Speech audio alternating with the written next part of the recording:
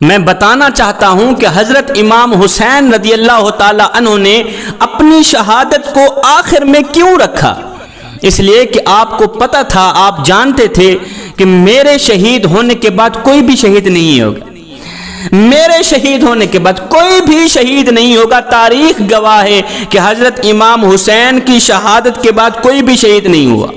آپ کے بیٹے، آپ کے خاندان کی روح رواں، یہاں تک کہ آپ کی نسل پاک کا بنیادی پتھر حضرت امام زین العابدین بھی شہید نہیں ہوئے۔ اگر امام حسین اور پہلے شہید ہو جاتے تو علی اکبر بھی بچ جاتے، اور پہلے شہید ہو جاتے علی اصغر بھی بچ جاتے، اون محمد بھی بچ جاتے، قاسم بھی بچ جاتے، کیونکہ یزید کا ٹارگٹ حسین تھا، یزید کا نشانہ حسین تھا۔ یزید حسین کو مارنا چاہتا تھا، یزید حسین کو شہید کرنا چاہتا تھا۔ حسین کے لہو کی یزید کو ضرورت تھی۔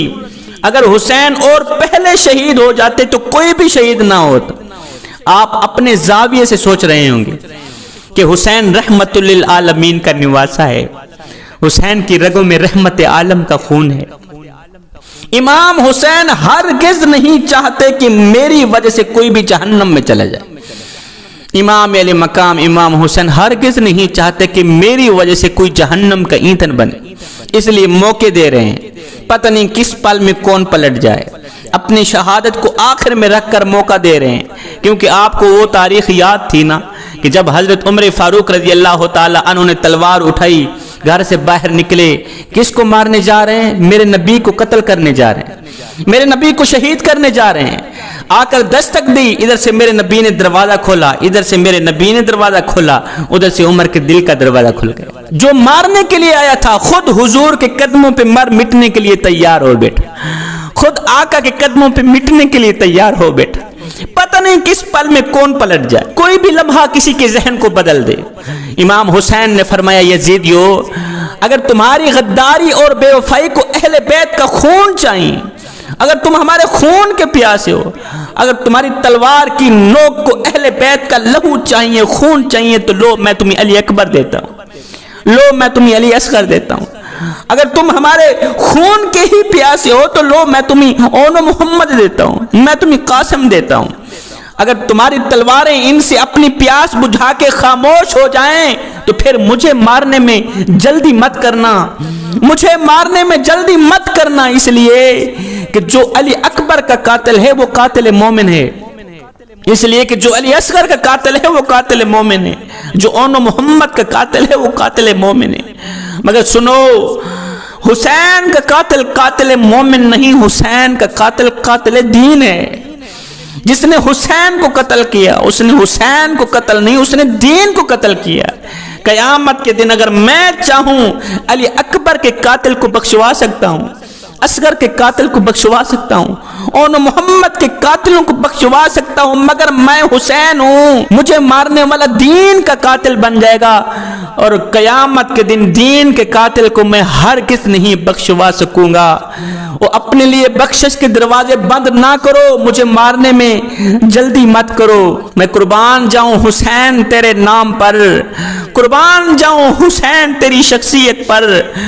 دشمن پر بھی رحمت کی نظر، حق کی طرف لوٹنے کے مواقع یہ صرف علی کا لال ہی دے سکتا ہے۔ جب حضرت امام حسین رضی اللہ تعالیٰ عنہ میدان کربلا میں جا رہے تھے، میدان میں جانے سے پہلے آپ نے اپنی پیاری بہن سیدہ زینب سے جب آخری ملاقات کی تو آپ کا انداز یہ تھا کہ جب ملاقات کرنے لگے تو آپ نے بہن کی کلائی چومی، سیدہ زینب رضی اللہ تعالی عنہا کی کلائی چومی، اور سیدہ زینب نے اپنے بھائی حضرت امام حسین کا پہلے گلا چوما، پھر زلفوں کو بوسہ دیا، پہلے گلے کو بوسہ دیا، پھر زلفوں کو بوسہ دیا۔ امام حسین رضی اللہ تعالی عنہ نے پوچھ لیا، بہن آج تو آپ معمول کے خلاف ہی کام کر رہی ہیں، خلاف معمول کام ہو رہا ہے۔ پہلے آتا تھا آپ میری پیشانی چومتی تھی، آج آپ نے پہلے میرے گلے کو چوما، پھر میری زلفوں کا بوسہ دیا، آخر وجہ کیا ہے؟ بہن رو پڑی، رو کر کہنے لگی، او میرے ویر، آج رات میری ماں سیدہ فاطمہ الزہرا میرے خواب میں آئی تھی، رو کر کہا تھا آج تیرے بھائی کا آخری دن ہے، آج رج رج کے دیدار کر لینا، رج رج کے زیارت کر لینا۔ آج میرے حسین کا آخری دن ہے، حسین کا گلا بھی چوم لینا، حسین کی زلفیں بھی چوم لینا۔ یہ جو گلا ہے امت اس گلے کو کاٹ دے گی، میرے حسین کا سر تن سے جدا کر دے گی، اس لیے اس گلے کو چوم لینا۔ اور یہ جو میرے حسین کی زلفیں ہیں، پیاری پیاری زلفیں، یہ خون سے لت پت ہو جائیں، حسین کی زلفوں کا بھی بوسہ لے لیں۔ آج آخری دن ہے، رج رج کے دیدار کر لینا۔ میرا حسین میدان کربلا میں زندہ جاگتا جائے گا، واپس لوٹ کر ہرگز نہیں آئے گا۔ بہن نے پوچھا بھائی آج آپ بھی خلاف معمول، آپ نے میری کلائی کیوں چومی؟ کہا وہی ماں سیدہ فاطمہ الزہرا میرے خواب میں آئی، کہنے لگی تیری بہنوں کو ہاتھ کڑیاں لگ جائیں گی، ان کو کہنا صبر کا دامن نہ چھوڑنا، صبر کا دامن کبھی نہ چھوڑنا۔ اللہ تعالیٰ صبر کرنے والوں کے ساتھ ہوتا ہے، اللہ تعالیٰ کو اپنے قریب پانا، اپنے ساتھ پانا، صبر کا دامن نہ چھوڑنا۔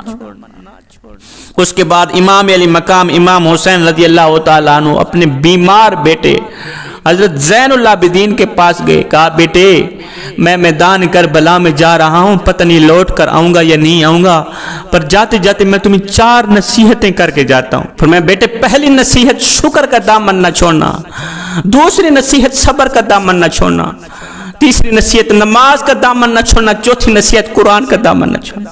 ان 4 چیزوں کے دامن کبھی بھی نہ چھوڑنا۔ صبر کا دامن تو چھوڑنا ہی نہیں۔ دیکھ میرے بیٹے تیرے باپ امام حسین کے اوپر اتنے بڑے بڑے امتحانات آئے، بڑی بڑی آزمائشیں آئیں، بیٹے میں نے کڑیل نوجوان علی اکبر لٹا دیا، میں نے علی اصغر قربان کر دیا، اون محمد قربان کر دیا، قاسم کا شباب لٹا دیا، اون محمد سب کچھ میرا قربان ہو گیا۔ دیکھ میرے بیٹے تیرے باب حسین نے اپنے رب کے سامنے کبھی شکوہ نہیں کیا، کبھی کچھ شکوہ نہیں کیا مالک تو نے میرے ساتھ کیا کیا، نہیں بیٹے اللہ تعالیٰ صبر کرنے والوں کے ساتھ ہوتا ہے، صبر کا دامن مضبوطی سے پکڑتے رہنا۔ تو بیمار ہے اللہ تعالیٰ تجھے صحت دے گا، تندرستی دے گا، صبر کا دامن نہ چھوڑنا۔ ان بہنوں کا خیال رکھنا، میرے پیچھے جو لاوارث ہو گئی، جو میں لاوارث کر کے سب کو چھوڑ کے جا رہا ہوں، ان کا خیال رکھنا۔ اس کے بعد امام علی مقام امام حسین رضی اللہ تعالیٰ عنہ گھوڑے پر سوار ہوئے، میدان کربلا میں اترے، دشمنوں کی صف میں اترے۔ امام حسین رضی اللہ تعالیٰ عنہ نے نیام سے تلوار باہر نکالی، ہوا میں لہرائی، ایسے لگ رہا تھا جسے آسمان کے سارے تارے تلوار میں سما گئے، ایسے لگ رہا تھا جیسے حیدر کرار کا بازو حسین کے بازو میں سما گیا، ایسے لگ رہا تھا جیسے صدیق کی صداقت، فاروق کی عدالت، عثمان کی سخاوت حسین کے سروں پہ پہرا دے رہی ہو۔ امام علی مقام امام حسین نے جب تلوار ہوا میں لہرائی تو ایسے لگ رہا تھا جیسے سیدہ فاطمہ الزہرا نے دعا کے لیے ہاتھ اٹھا دے ہوں، ایسے لگ رہا تھا جیسے نانا نبی مدینے سے کربلا میں اتر آئے ہوں۔ امام علی مقام امام حسین رضی اللہ تعالی عنہ نے اپنی تلوار چلائی، تلوار چلتی رہی، یزیدیوں کے گلے کاٹتی رہی، فنار کرتی رہی، جہاں جہاں تلوار جاتی سر گرتے نظر آتے، دشمن فنار ہوتے نظر آتے۔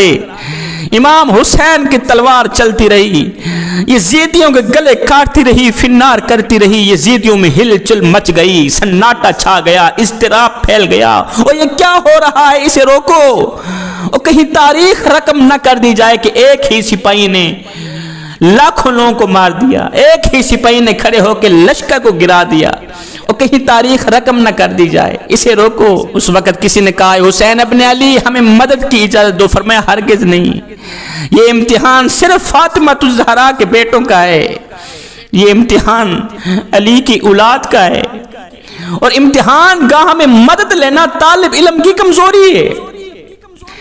ہاں میں نے مدد لی تھی جب سیدہ فاطمہ الزہرا کی گود میں تھا، میں نے مدد لی تھی جب علی کے آنگن میں تھا، میں نے مدد لی تھی جب تربیت گاہ میں تھا، لیکن سنو ایگزامینیشن ہال میں مدد مانگنا طالب علم کی کمزوری ہے، جرم ہے۔ پتہ چلا کہ امام حسین اس وقت درس گاہ میں نہیں تھے، امتحان گاہ میں تھے۔ اور بتا رہے تھے، دکھا رہے تھے، لوگوں دیکھو جس طرح نان نبی نے مجھے بنایا تھا میں بن چکا ہوں، سیدہ فاطمہ الزہرا اور علی نے جس طرح مجھے سنوارا تھا میں سنور چکا ہوں۔ حسین کی تلوار چلتی رہی، یزیدیوں کے گلے کاٹتی رہی، جہاں جہاں تلوار چلتی گلے کٹتے نظر آتے۔ یزیدیوں میں ہلچل مچ گئی، اضطراب پھیل گیا، سناٹا چھا گیا کہ اس تلوار کو روکو، کہیں تاریخ رٹ نہ کر دی جائے کہ ایک ہی سپاہی نے سارے کے سارے لشکر کو مار گرایا۔ اور نادانو، جس تلوار کو پیاس نہ روک سکی، بھوک نہ روک سکی، علی اکبر کی لٹتی ہوئی جوانی نہ روک سکی، علی اصغر کی پیاسی زبان نہ روک سکی، قاسم کا لوٹا ہوا شباب نہ روک سکا، موت نہ روک سکی، اس تلوار کو تم کیسے روک سکتے ہو؟ حسین کی تلوار چلتی رہی، بھیڑیوں کی طرح یزیدیوں کے گلوں کو کاٹتی رہی۔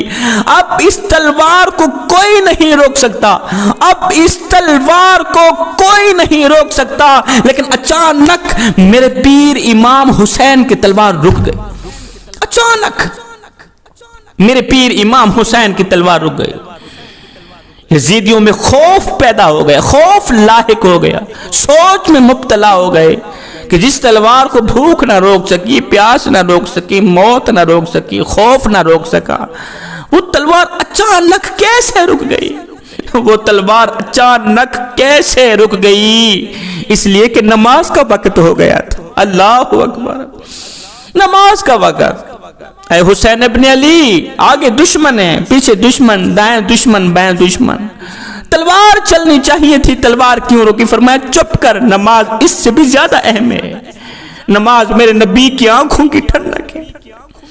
سبق لے لو، سبق لے لو، تم لوگ کتنی آسانی سے نماز چھوڑ دیتے ہو۔ امام حسین زخمی ہے، زخموں سے چور چور ہے، نماز نہیں چھوڑی، تم صحت مند ہو کے نماز چھوڑ دیتے۔ 3 دن کا پیاسا ہے، نماز نہیں چھوڑی، تم شربت پی کے نماز چھوڑ دیتے ہو۔ بھوکا ہے، نماز نہیں چھوڑی، تم دن میں 5 ٹائم کھا کے نماز چھوڑ دیتے ہو۔ ہٹے گھٹے ہو، صحت مند ہو، نماز چھوڑ دیتے ہو۔ آج 5 دوست اکٹھے بیٹھے ہوتے ہیں، ادھر سے اذان کی آواز آتی ہے، مؤذن کہتا ہے حی علی الصلاۃ، چلے آؤ نماز کی طرف۔ ادھر سے ایک دوست کہتا ہے جی آج کل دین پہ چلنا بڑا مشکل ہو گیا ہے۔ باقی بھی اس کی بات پہ اپنا سر ہلاتے ہیں جیسے کہ اس نے کوئی فلسفے کی بات کہہ ڈالی۔ دین پہ چلنا بڑا مشکل ہو گیا۔ یہ وہ شخص کہہ رہا ہے جو مسجد میں جاتا ہے تو آگے ٹھنڈا اور گرم پانی دستیاب ہے، وضو کرنے کے بعد جب مسجد کے اندر داخل ہوتا ہے تو آگے ٹھنڈا اور گرم ماحول دستیاب ہے، ایسے لگے ہوئے ہیں، ہیٹر لگے ہوئے ہیں، مخملی قالین بچھے ہوئے ہیں، مخملی قالینوں پہ کھڑا ہو کے قیام کرنے والا، مخملی قالینوں پہ بیٹھ کے رکوع کرنے والا، سجود کرنے والا بڑے ناز اور نخرے سے کہہ رہا ہوتا ہے جی دین پہ چلنا بڑا مشکل ہو گیا ہے۔ میں کہتا ہوں صاحب آج دین تیرے لیے مشکل ہے یا کربلا والے حسین کے لیے مشکل تھا، جنہوں نے اس دین کے لیے اپنا تن من دھن سب کچھ قربان کر دیا، اون محمد لٹا دیے، کڑیل نوجوان لٹا دی۔ دین ان کے لیے مشکل تھا، یہ دین تیرے لیے مشکل ہے، اور جن کے لیے دین مشکل تھا انہوں نے تو کہا ہی نہیں دین پر چلنا مشکل ہو گیا ہے۔ تیرے اوپر کون سی ایسی آفت آن پڑی ہے کہ آج تو باتوں پہ کہتا ہے جی دین پہ چلنا بڑا مشکل ہو گیا ہے۔ نماز کا وقت ہو گیا، امام حسین کے آگے پیچھے دائیں بائیں دشمن ہی دشمن ہیں، تلوار اٹھا کے کھڑے ہیں۔ فرمایا نہیں نماز نہیں چھوڑنی۔ میرے پیر امام حسین نے قیام کیا، رکوع کیا، جب آپ سجدے میں گئے تو یزیدیوں نے کہا کہ اچھا وقت ہے کہ یہاں پہ ہی کام تمام کر دو، اگر یہ نماز سے فارغ ہو کر اٹھتے ہیں پھر ہمیں ماریں گے، پھر بجلی کڑ گی، پھر خیبر شکن کا بیٹا یزید شکن بن کر ابھرے گا، پھر ہمیں ذلیل کرے گا، رسوا کرے گا۔ موقع مل گیا ہے، سجدے میں اس کا سر تن سے جدا کر دو۔ ایک یزید نے تلوار اٹھائی، دونوں ہاتھوں سے فل زور لگا کے تلوار کی نوک آسمان کی طرف گئی، آسمان رونے لگا، دھرتی کانپ اٹھی، فرشتے رونے لگے، ایک دم رونے والوں کے دل لرزنے لگے، ایک دم فرشتوں میں ہلچل مچ گئی، روح نبی کو صدمہ پہنچا، حضرت سیدہ فاطمہ الزہرا کا دل ٹوٹا، علی کا دل ٹوٹا۔ این سجدے پر ایک ظالم آیا، اس نے ایسا خطرناک حملہ کیا کہ میرے پیر امام حسین کا سر تن سے جدا کر دی۔ سر تن سے جدا ہو گیا. انا للہ و انا الیہ راجعون.